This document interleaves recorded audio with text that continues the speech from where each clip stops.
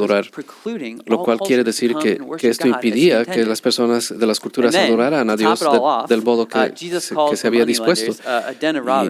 Y para colmo Jesús califica a los cambistas como una cueva de ladrones, presumiblemente porque vendían a precios exorbitantes los elementos necesarios para los sacrificios. Así que vemos todos estos factores que obstaculizan la adoración y Jesús interviene para oponerse firmemente a esto. Pero no se detiene ahí, da un paso más en el versículo 14, porque ahí invita a los ciegos y a los cojos a entrar en el templo y los sana. Y de nuevo cumpliendo así la profecía mesiánica. Tenemos dos acciones que Jesús toma de nuevo para decir, yo soy el Mesías. En el versículo 15 y 16 esto se confirma porque los niños ven y celebran quién es Jesús. Así que vienen y dicen, ¿por qué no detienes esto? Y Jesús responde básicamente diciendo, porque están diciendo la verdad. Su respuesta es en esencia, bueno, los niños vieron lo que Jesús hacía y que es lo que hacía apuntaba que Él era el Mesías. Las acciones que Él tomaba, según las profecías, debía ser cabo el Mesías. Y vemos que la mansedumbre requiere una persona que es humilde y que trae sanación. Pero si nos detenemos ahí, pensaríamos que ser manso simplemente es ser bueno, es hacer feliz a la gente. Y tal vez estés tentado a pensar que es una persona que nunca tiene una opinión fuerte, que no se apasiona de nada. Tal vez estés tentado a pensar que es una persona que se deja llevar, que hace lo que sea para llevar las paces. Pero en los versículos 12 al 17, Jesús nos dice que eso no es. Y desmantela esa idea en el templo. En el templo lo vemos hablar y actuar de una manera muy fuerte y apasionada. Y es en contra de personas que estaban haciendo difícil alabar a Dios. Así que Jesús muestra que la mansedumbre requiere humildad y trae sanación, pero que también exige el control del gran poder.